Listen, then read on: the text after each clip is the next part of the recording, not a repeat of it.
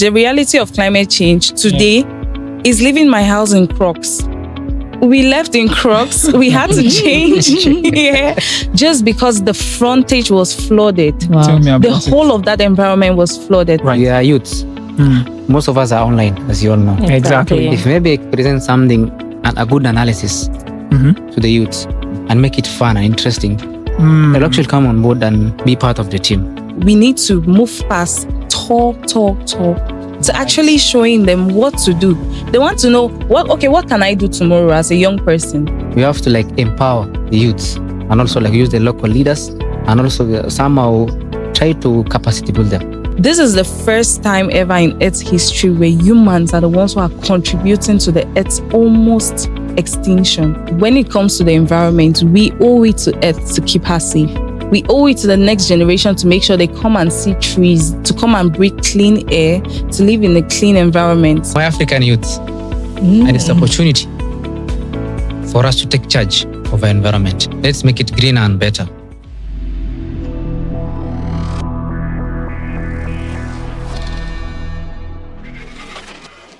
Across Africa, many communities already live the reality of facing climate change issues.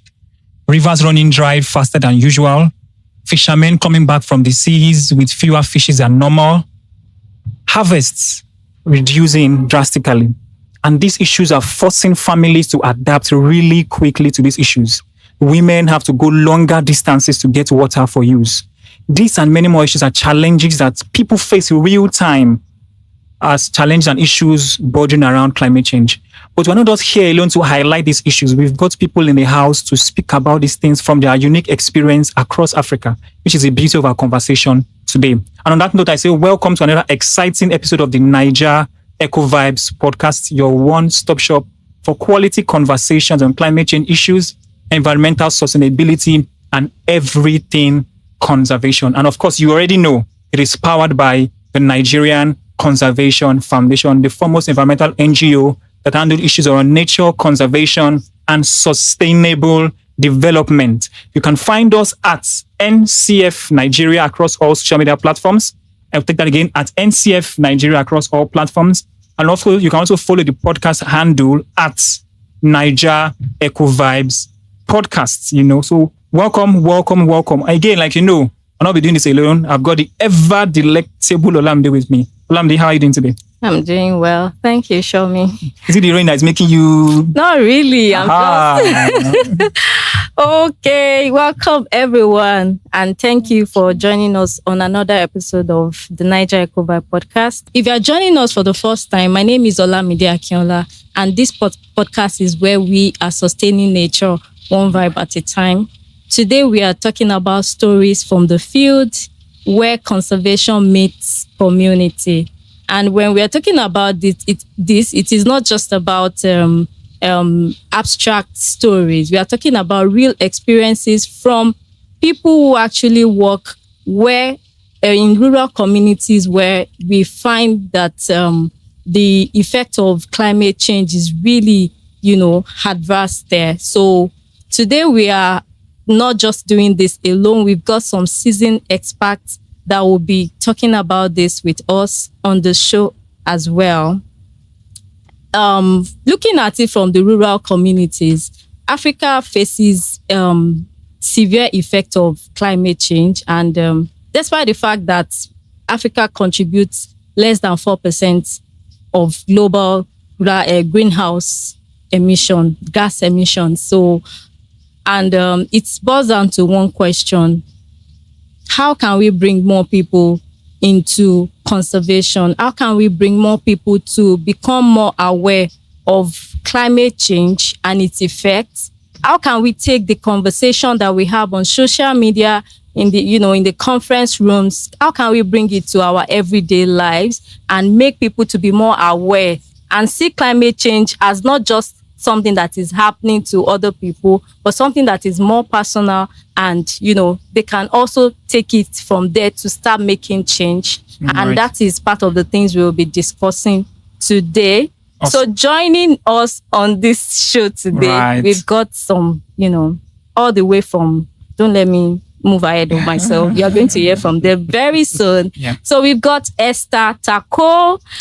She is strategic communication, climate advocate from People, Planet, and Peace Foundation. Esther, you're welcome to Naija Eco Vibes podcast. Thank you. Also joining us today is another seasoned expert who works at the forefront of climate change. He is a data scientist and also a monitoring and evaluation specialist. His name is Abduba Galgalo. You're welcome. Thank you so much. I'm sorry if I didn't pronounce your name very well.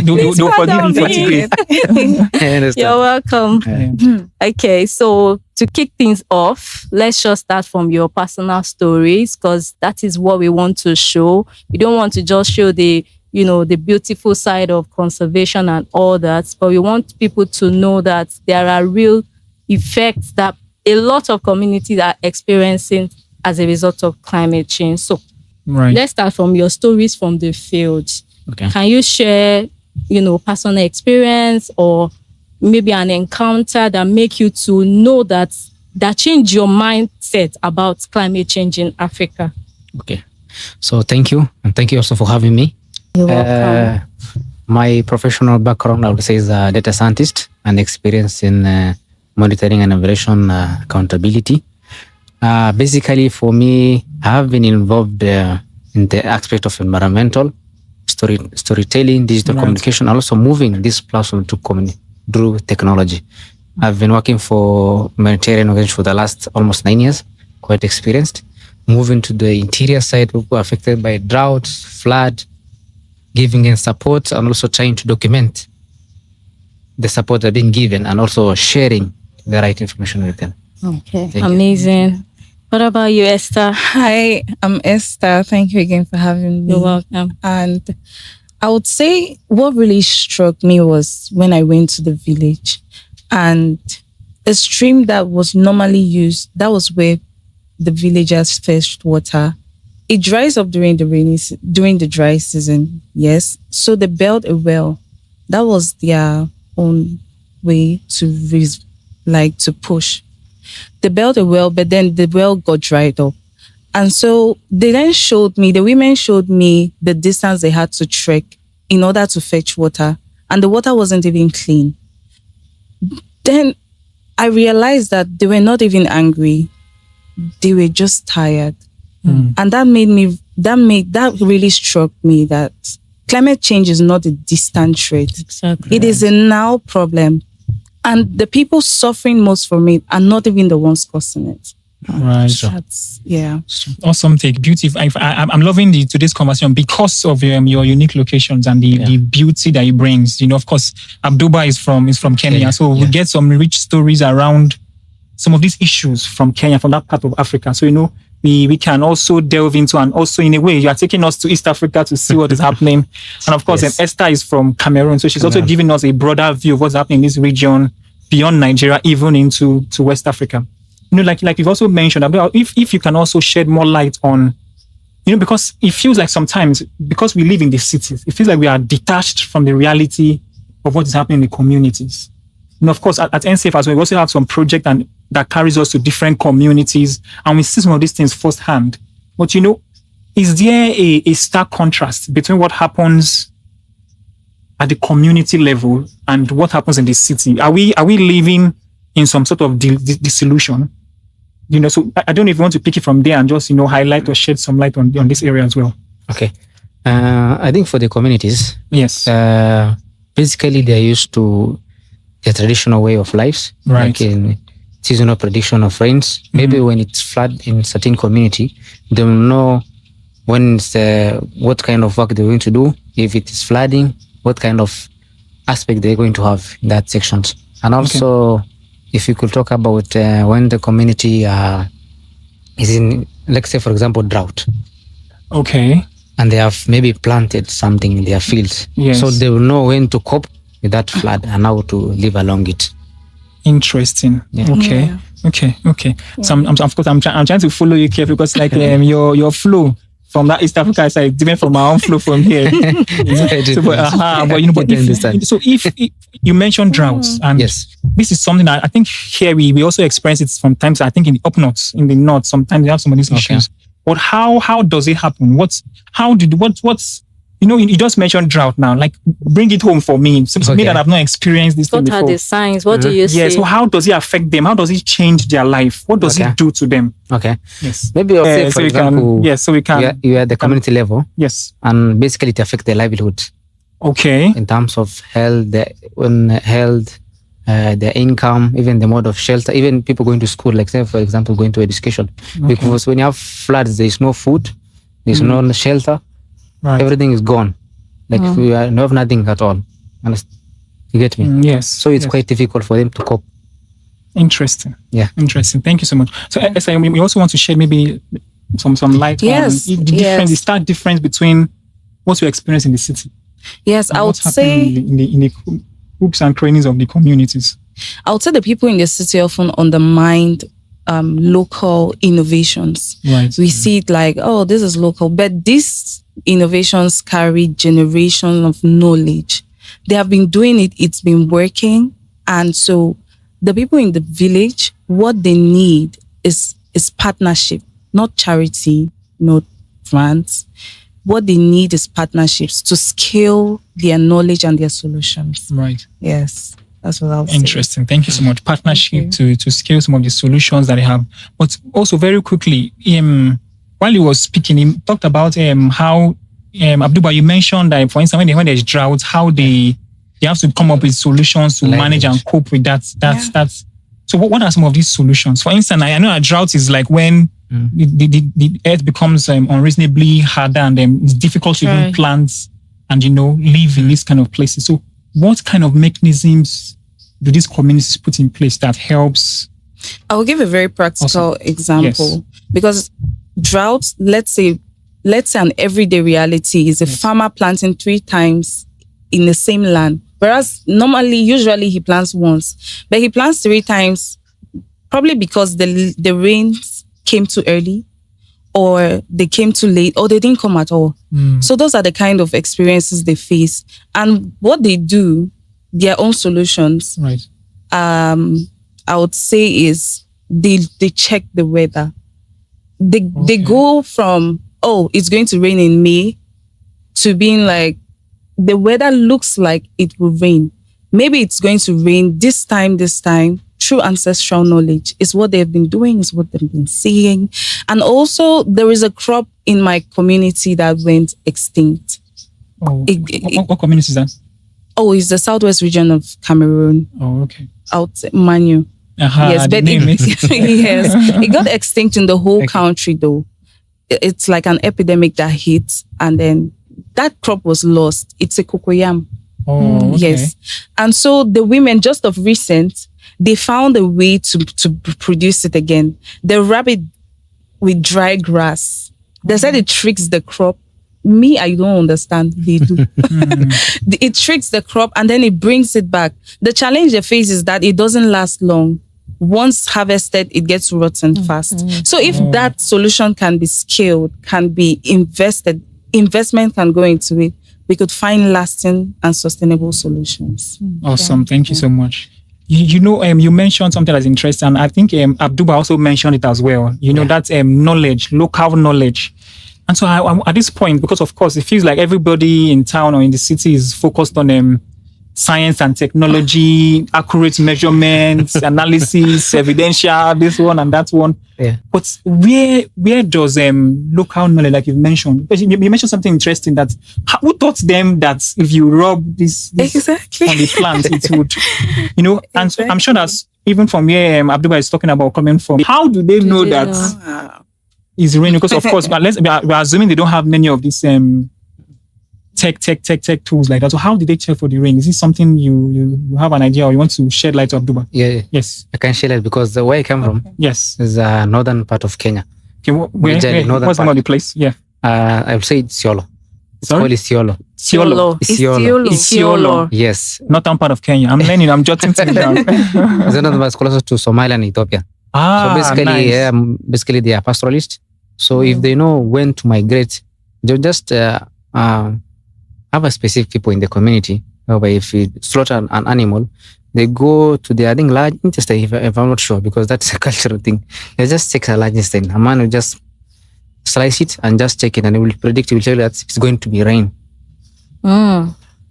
Okay. They slice what? What did they slice? I think large intestine, not a large intestine. Oh. Or something, pancreas, just slice it and it will predict Wow. that it's going to rain or something going to happen. But I'm interested in this, but I need you to take it again. I need to take it again. Please take it again so we really get this. Okay. Because, we need to also understand some of these things and bring it home to what is relatable as well. So please take that scenario again. Okay.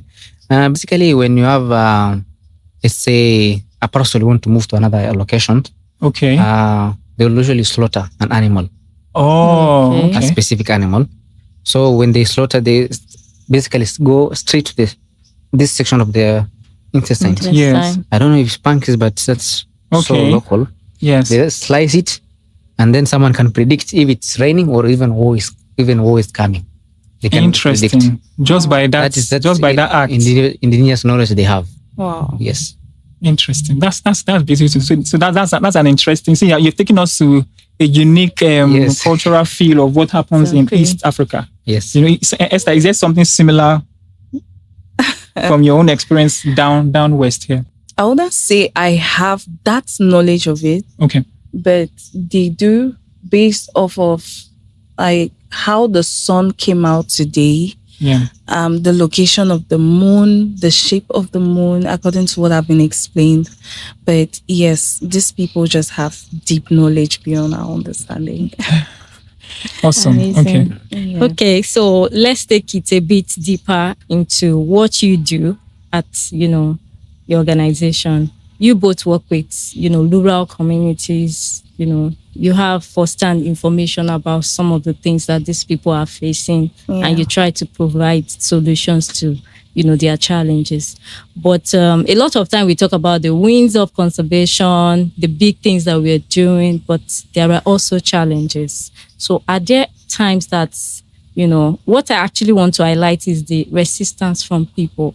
You can get to a community and they're not just supportive, they're not cooperating, despite the fact that they have challenges. Yeah. Has there been times where you have such resistance from maybe a particular rural environment, and how did you navigate that if you've had that experience before? Okay. I think for my case, there's a time where in the field, we went to a certain local community, we were doing environmental tree planting in a certain local area where I came from. These guys are pastoralists. So if you tell a pastoralist maybe to plant a tree, he's thinking why am I planting it? Because they are planting because like you are negating what he knows. Yes, move from this place to that place. So to convince them, we have to empower the youths and also use the local leaders and also somehow try to capacity build them, showing that instead of you moving around with the animals, you can plant a tree and then maybe, for example, a good weather will come. They'll have plenty of water and plenty of something to feed their livestock. Oh, amazing. Yeah. That's interesting. Esther, for me, I would say one resilience I've experienced is when we went to a community that lacked water and we decided to help to build a well. And they were like, They were just not interested. And then when we went deep to ask, they then told us, yes, they have a problem with water. Yes. But then they have built wells before. They have dug wells. They did community gatherings, community projects where they dug wells, but they got dry. So what they need is a borehole, something that is going to produce water in a pump or a tap. Right. That would be easier for the community to fetch or connect even to their homes. And it really did come to me that contextualization is very important when it comes to climate activities and in the environment, because the problem that you could solve here in Lekki is different from the problems that could be solved in Buea, let's say in Cameroon. Okay. And so it's important for us to know that different communities require different solutions. Right. Yeah, and we have to know them and we have to engage them. And the communities are the ones that are supposed to come up with the solutions. You don't impose it on them. Awesome. Thank you so much. I like how you are bringing stories and we are getting rich insights from from all the way from Kenya, all the way from Cameroon. And of course, Naija Eco Vibes, we're not playing local anymore. We're now global, man. We're global. These are they say clock it, Abi. Exactly.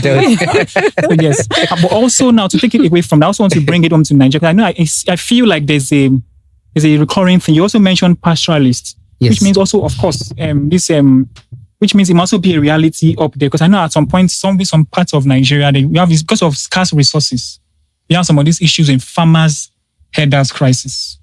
Because when you mentioned pastoralists, it brought it to my mind. Of course, these are also people that take care of cattle, livestock, animals, and they need grass and all that to feed. So like when you mentioned that, you are telling them about tree planting, and they're looking at you like, what are you talking about? What's going on here? My cows need to eat this grass. What am I planting? So you don't dominate. This will also be an issue that's not even local. It's probably in a way regional, if not even global. Yeah. You just feel that maybe at some points, in some parts of the world, you found a way to manage it better. So of course, in some parts of Nigeria, you have this farmers' herders crisis. Farmers need to plant, like you mentioned, produce crops and all of that stuff. And the beauty of their own journey is when their crops grow, they can harvest, and they can be like, oh yes, this has been a successful planting season. Herders, their livestock need to graze. And the success for them is my cattle are eating well, and they're getting fatter and getting bigger, and they need to do what? Consume grass and all of that stuff. So how, I don't know, maybe in the course of the world, have you had farmers' herders crisis? Maybe somewhere up north Kenya, or, have there been farmers' herders crisis along the work that you do? Farmers have to plant, herders, their crop, their livestock have to feed. Abduba, have there been issues that how did you manage anything like that? If there's been something like that? Yeah. I think basically if you get to understand a pastoralist and a farmer who has a conflict, because for a pastoralist, he needs to go feed his animal livestock, the grass. Exactly. And for a farmer, you need to ensure that his farm is well kept from even intruders or other things. Yes. Yeah. But you'll find with animals, if they're not controlled well, you just go into the farm, Exactly. eat the crops which are available, and then now the conflict will start. So I think to cap those kind of scenarios in our area, usually encourages some of stakeholders, partners in our area who are dealing in terms of peace and security, Right. come on board. Maybe it's capacity build. In case you are a pastoralist, you have a specific grazing land. You're going to do your livestock. Okay. For a farmer, ensure that your livestock is well kept. And also when you see an animal, don't just go straight and kill it. There's a procedural way of reporting, maybe to a local police station or even the relevant platform. Okay. Yeah. Thank you. Awesome. Thank you so much. I don't know for you, Esther, has there been issues like that? I won't say I've experienced it directly, but I've heard of stories. Of course, no. I don't just mean only farmer herders. Maybe some issues that at the community level that maybe was looking like to impact the work you want to do. Are you part to come up with some innovative ideas or solutions to manage those issues? Yes. Well, we just basically engage the communities because indigenous knowledge is over all the other technologies and all. Awesome. Okay, so interesting. I know you guys have a project, I think Climate Beyond Caravan. Climate When I saw, Borders. Climate Beyond Borders. That's it, forgive me. When I saw that, it caught my attention and I feel, okay, this would be some interesting angle that we can pick a thing or two and learn a thing or two. So we want to give that a shot. Yeah, so we are participants of the Climate Beyond Border Caravan, which is an initiative by the People, Planet and Peace Foundation, which is based here in Nigeria. So basically, we united participants, climate actors, communicators, environmentalists, analytics from all around Africa, from Kenya, Cameroon, Rwanda, Uganda, South Africa, Congo, etc. So we have come together to travel across 17 African countries, carrying out real ground action, engaging the community through capacity building, tree planting, mangrove, wildlife conservation, every climate activity you can think about, community engagement, right from children to the older people, to community leaders, to religious leaders as well. And we started here in Nigeria. Right. In Abuja, we have gone across 3 states and we are now in Lagos, and soon we'll be moving out of Nigeria and we'll be carrying this out in the course of 3 months. So we are expecting real change, impact in our communities, and Yeah. We just hope to get the best solution we can get for our generation and next generations to come. Okay. Awesome. Amazing. Thank you so much. So I think this is a nice cue for us to talk about some things around advocacy, because that's in a way, that's part of what people are doing and the message you are taking around Exactly. them, Africa, as it were. Yeah. So for advocacy, for me, it feels like at some point, younger people, because again, that's a huge part of our demographic, even as in Africa or as Africans. A huge chunk of the continent's population are young people. If I might even dare say, people under 35 make up, if not 40 to 50% of our demographic. And I feel like these people are not so concerned about some of these climate issues. It feels like we are wasting our time, or they're not getting the message. What do you think the issue is? Is it that we're not singing the song the right way? Or we're not using tools that they might find interesting? What do you think the problem is?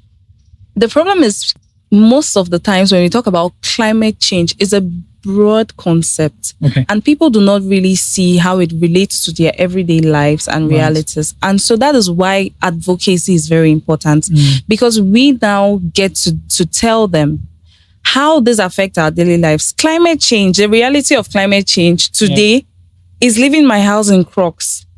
We left in Crocs. We had to change just because the frontage was flooded. Wow. Tell me about The it. whole of that environment was flooded. So we had to leave. And this is caused by rise of sea level. There's a rapid melting of ice in the Antarctica. That increases sea levels in all coastal regions. I think it's the Atlantic Ocean that passes here in Lagos. Yeah. So of course that affects us, and we are close to that. And so our frontage is flooded. Who is causing that? We are not causing that. But we are suffering the effects. That is the effect. And that is how we as everyday people are suffering from this thing. Right. Yes. We go to the market. Another example is you go to the market and tomato was 200 yesterday. What happened is now 1,000. This your example is very important. Prices have skyrocketed. What happened? The farmer could not control the prices because they used to plant in June. Now June has come.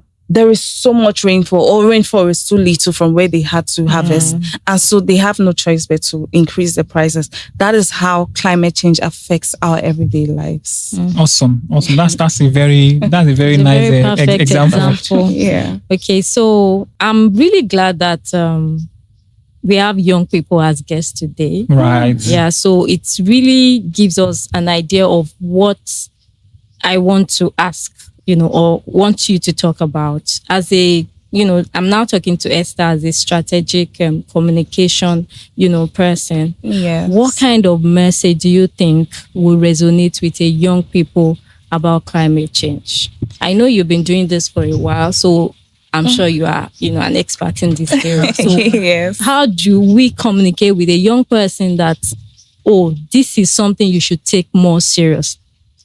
Scrape aside the big words.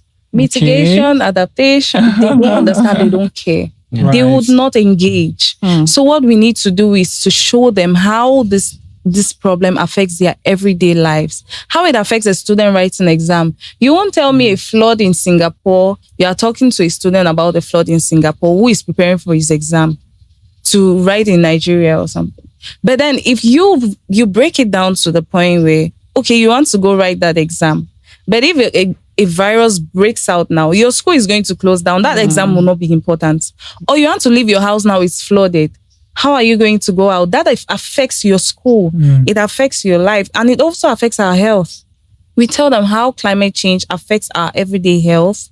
And that is how it's going to get them engaged. Simple terms, simplified grammar. All the big jargons that are used in the COP should be simplified. You make it educational, like what you're doing right now. This is how young people are going to be engaged. Exactly. But if you bring the big words and Too much calculation. I don't understand it.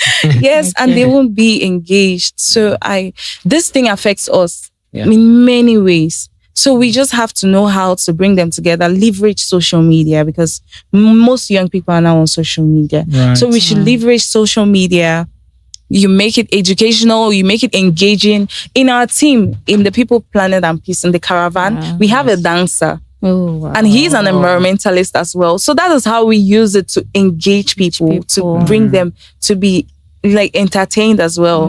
Dance for climate change. Interesting. So yes, Interesting. that's So, I like how we are bringing it home. So it looks like they're pretty simple things, but use what the young people are interested in to get their attention and get them to take action around these key issues. Exactly. Beautiful. So, Abduba, I'd like to come to you now because we know data, I know that, and that's your area of specialty. Yes, I'm waiting for that section. Good. So I'd like to ask, so what role is data important in this climate change conversation? Is it key? Do we need to, this is something we should bother about? It's not just only storytelling and advocacy or Esther's angle that we need. Do we need data, or how will data play a key role in, and also how will the young people also see the need? Yeah. Yes. I think in terms of data, even as the number says it, Yes. data is something we can do analysis. Right. We are youths. Most of us are online, as you all know. Exactly. If maybe present something and a good analysis to the youths and make it fun and interesting, they'll actually come on board and be part of the team.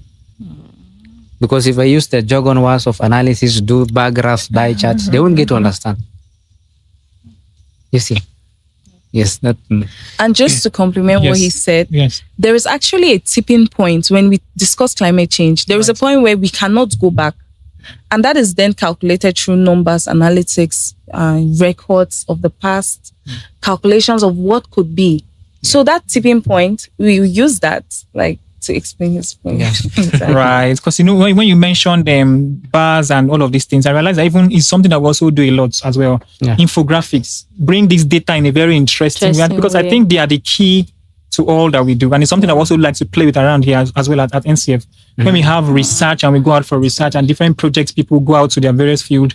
Before we execute project at any level, of course, you do your baseline assessments, you do research, you come up with data that will help drive this. So some of this data, we play with them in, because data is like the bedrock for storytelling. Exactly. The data will show you maybe there's a problem here or not.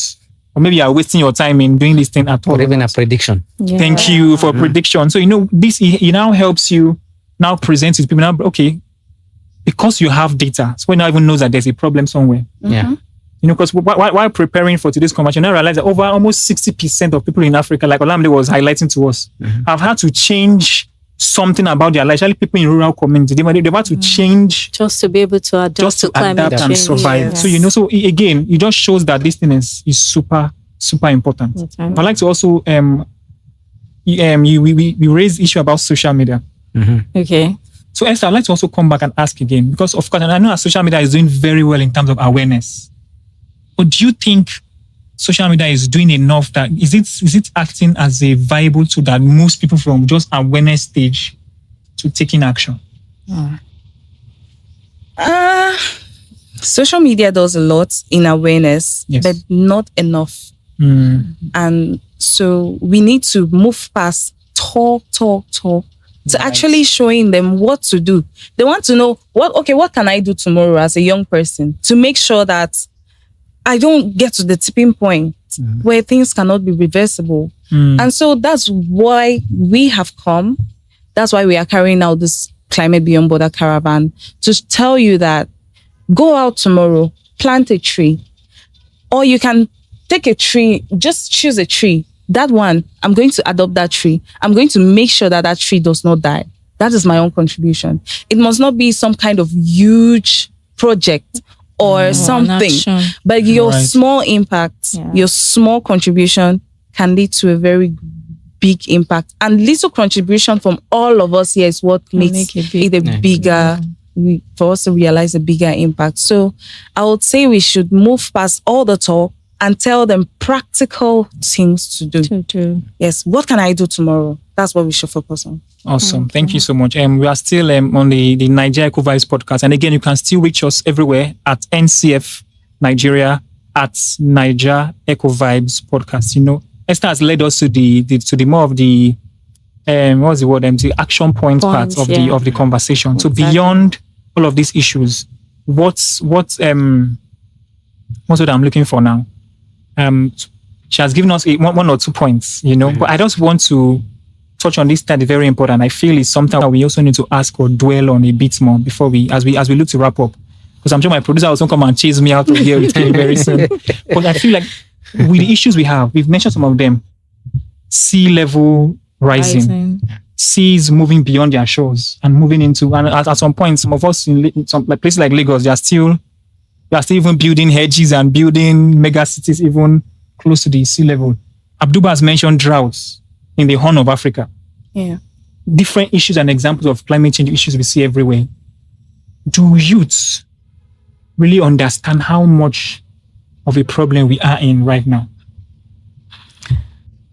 So I think that's also another important issue that we need to see if we can talk about from your level of advocacy and grassroots initiatives.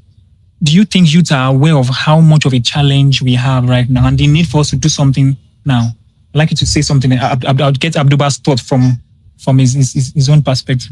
Okay, I would say when it comes to climate change, like in general, we already mentioned the fact that most youths are not involved and they are not aware of the kind of problem or the urgency we are in right now.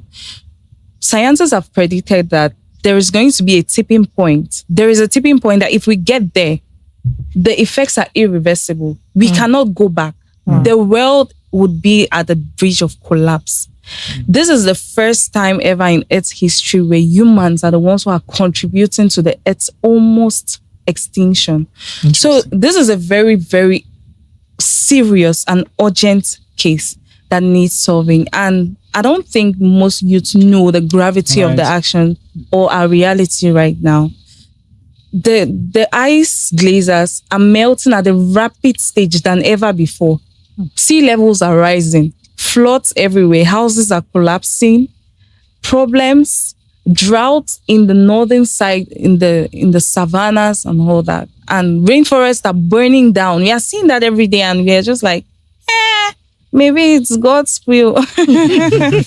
So we need to really understand this. And that is why we are pushing, advocating, talking about it more, pushing everybody to take ground action.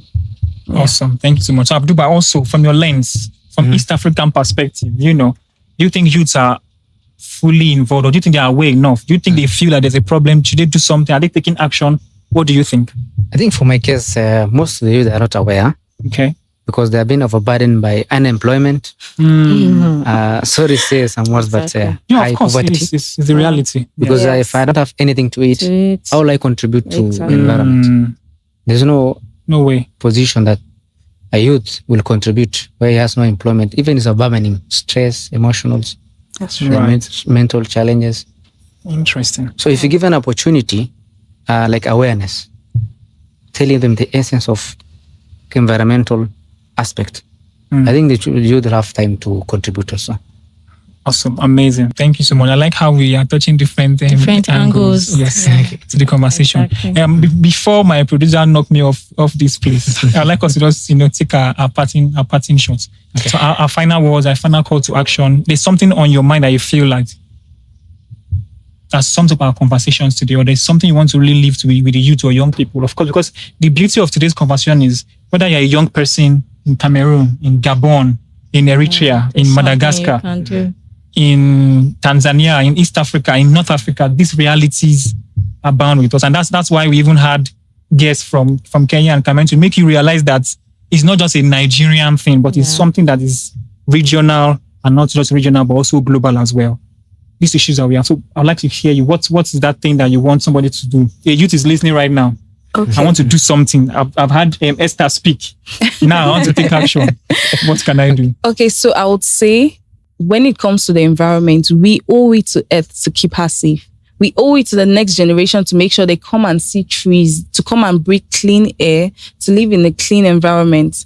When you're using nylon papers, please dispose them well. Separate the plastics from decaying dead, like ones that can decay, that could be repurposed. There is also, we visited the plastic recycling center here in Nigeria. So make sure that you can contribute to reducing the plastics on the streets. Talk to your family, make it a habit. You have 2 trash cans that separate these things. Do that. Any way you can. it is not small. Your impact is not small. Wow. And also you can follow our caravans journey. Follow us on social media at PPPF_org. ORG. So you can see our journey. You can also contribute. You can join us. Any country you're watching in, I hope that this goes beyond Nigeria to say any country you are watching in, we will be carrying out projects from many, many countries, and we'll be wanting to involve the youth as much as possible. You can join us through our journey. You can come along with us. You can follow us on social media. You can add your voice to the struggle and to... Amazing. Thank you so much. So Abduba, the final words to Africans listening to us now. Yes. To my African youth,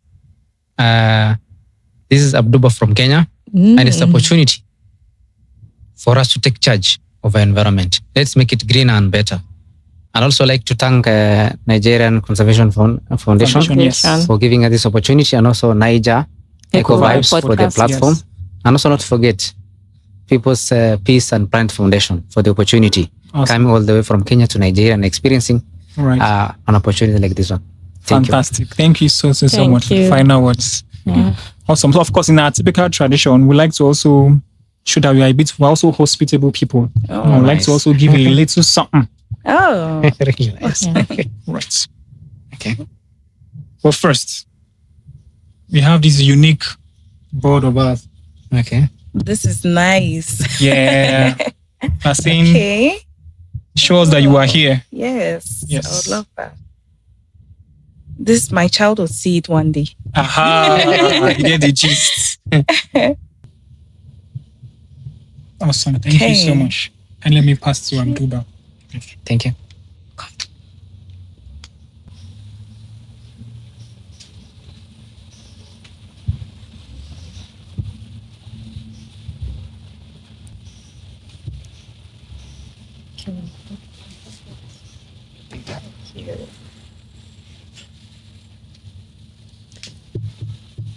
All right. So yes, our gift box. Okay. Oh, we have Nice. more gifts. Yes, more gift. Thank you so much. so much. Yes, help us. We also like our guests help us with a little unboxing. Oh, Yeah, so you can see what's in our magic box. It's not crocodile. Yeah.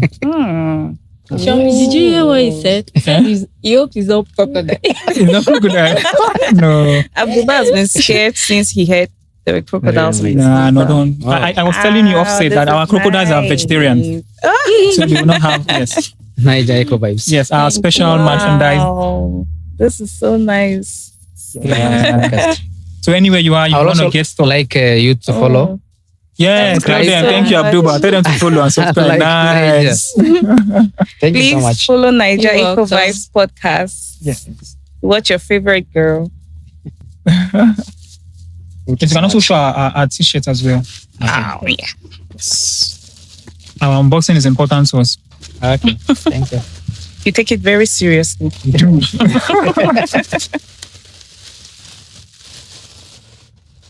Yeah. Scan the QR code, guys. Who choose it?